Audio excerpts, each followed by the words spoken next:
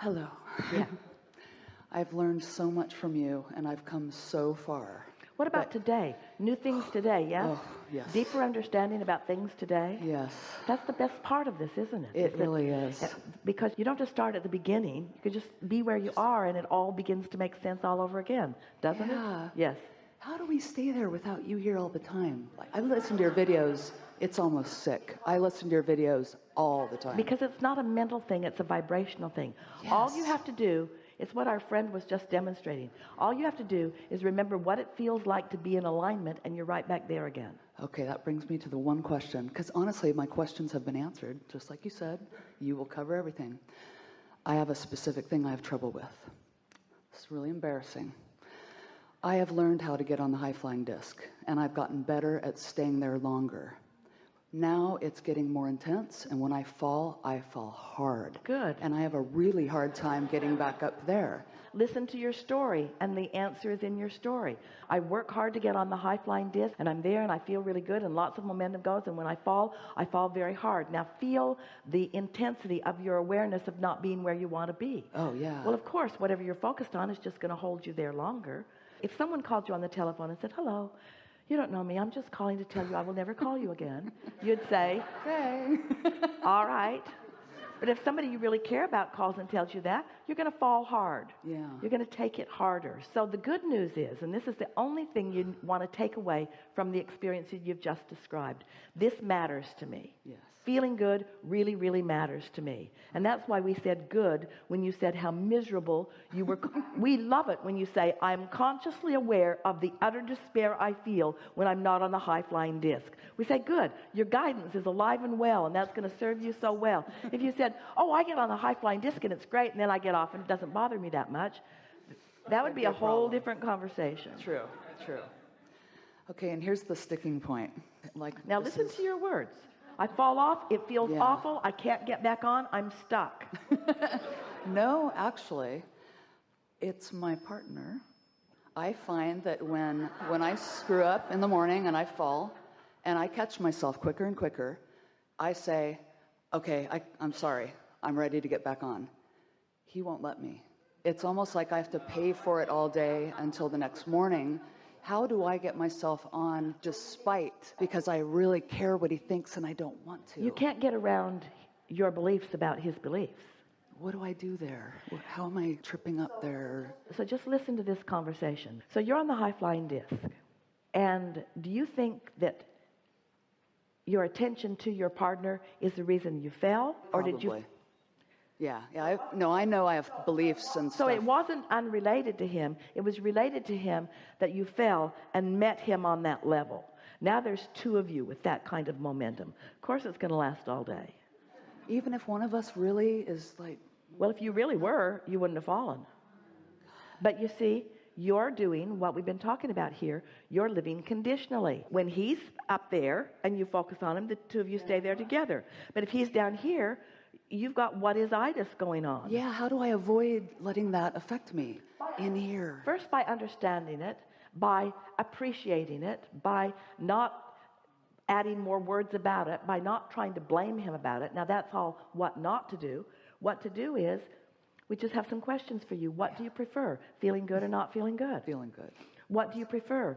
Maintaining your vibration regardless of what's going on around you, or being affected by what's going on around you? Maintaining. What is logical to you? If you've got strong, good feeling momentum going, is it less likely that you will fall? Oh, yeah. So do you really believe, are you really telling us the way it is, that you really had strong, high-flying momentum and you fell? Don't say yes, because that defies the laws as we know them to be. Yeah, so you were teetering around there anyway. You weren't really on the high-flying disc. In other words, we know sometimes it feels like that, but conditional high-flying diskiness is never secure. Because if you are conditionally on your high-flying disc, that means the next thing that person does could affect you this way and this way and this way and this way. Yeah. It's like watching television. That's exactly my problem. I need to find a way to separate myself. Well, what you do is you realize you've got to get out ahead of it. Yeah. And the subject that we're talking about is the subject of momentum. So you want to find a way of getting into a better feeling place and staying there long enough. And maybe is your relationship with this person so contentious that you fall off every single day? Actually, I don't know. I do have a hard time believing I'm loved. You know what I mean? I hear the words, all that, but I think because I don't love myself so much, I have a hard time believing that, and then I'm looking for evidence. So it is a conditional thing. I want to figure out how to get out of that. Well, you just have to do it a little bit at a time, and we've been talking about that a little bit here today and quite a bit yesterday, that the best way to feel that worthiness, to feel that love, is by deliberately accomplishing something that feels good and maintaining it long enough that the universe can yield something lovely to you. And when the universe yields something lovely to you and you feel loved, not from that person or that specific person, but when something nice comes to you as a result of your alignment, acknowledge it and therefore perpetuate the momentum of what it feels like when you're on the high flying disc. The first thing that you must do, any of you, you've got to be real about what the high flying disc feels like to you. And so we encouraged Esther some time back, when she thought she was feeling good, to just do her best to goose it up more. Focus on more, milk it more, until you can really feel, until you really have that all-encompassing feeling where you know you took it to a place of alignment. And the more you do that, then two things happen. You're more sensitive to what's going on in your vibration, and you're less likely to be affected by conditions that are surrounding you. You have a tendency, you explained it to us really clearly. You love feeling good, but and not just you, almost everybody, Esther had no idea how much she depended upon Jerry's appreciation of her for her connection. She didn't know. She thought she was just in alignment all the time until he wasn't there focusing on her, and then she found out, ooh. Uh-oh. Yeah. So what happens is, as you are depending on someone else for feeling good, then they've got to be really stable. And if they are, then you can go a long time having a really good time.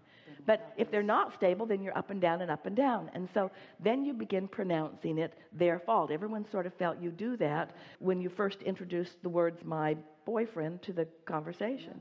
In other words, I'm blaming him for the way that I feel. I recognize I'm in And this. so here's what it is. I want to be loved, and when I feel like he is, then I feel good and all is well. I want to be loved, and when he's not looking at me, when he's looking at something else, then I fall off my high-flying disc. You got it. And so the answer is to realize that you're looking for love in all the wrong places. And I've heard this for 10 years.